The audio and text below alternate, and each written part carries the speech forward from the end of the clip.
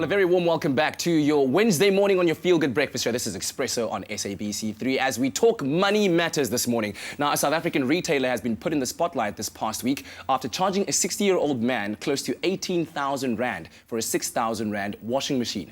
Now, the 36-month credit-based purchase agreement has been slammed by debt experts as being reckless on the part of the retailer. But where does one draw the line between protecting both the interests of the customer and that of the retailer? Well, with us in studio to try and answer this question is certified financial planner and investment blogger Grant van Zyl. Always good to be chatting to you about money matters. So how are you? Very good, and yourself? Excellent, good man. We're going to be getting into this topic, and of course, we're inviting calls as well. 083-913-3728. All right, so of course, this is a very, very difficult situation to deal with or to even think about. But what is your general opinion on retail credit at the moment? Are there enough regulations that are, I guess, protecting both interests of the customer and the retailer? Yeah.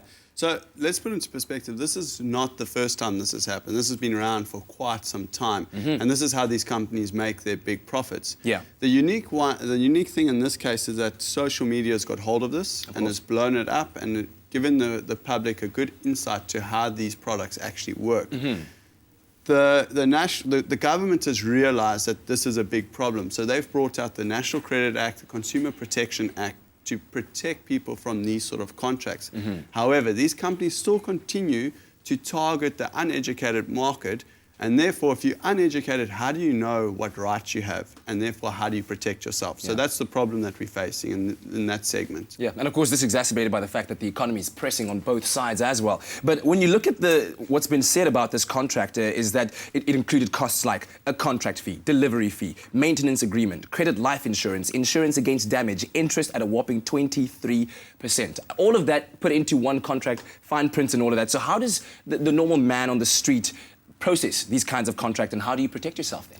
Yeah, so, I mean, with the National Credit Act and the Consumer Protection Act coming out, these companies are looking for all sorts of ways to make extra money. But the National Credit Act stipulates that it needs to outlaw any contracts that deceive or defraud the consumer. It also gives the companies very specific mandates in their contracts to make sure that the contract or the creditor explains the terms and conditions to the debtor to be.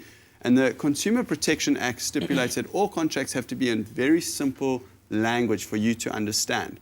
The wonderful thing about that is that you do not have to get into a situation where you're signing a contract and you don't understand it, that you don't have a right to actually file a complaint to the National Credit Regulator. Yeah, okay, we're going to carry on with this topic, a very interesting one. 083-913-3728. Our lines are open. We're talking money matters with Grant van Zyl, focusing on credit. But right now, let's find out what else you can expect on your Feel Good Breakfast Show. Here's Leigh-anne.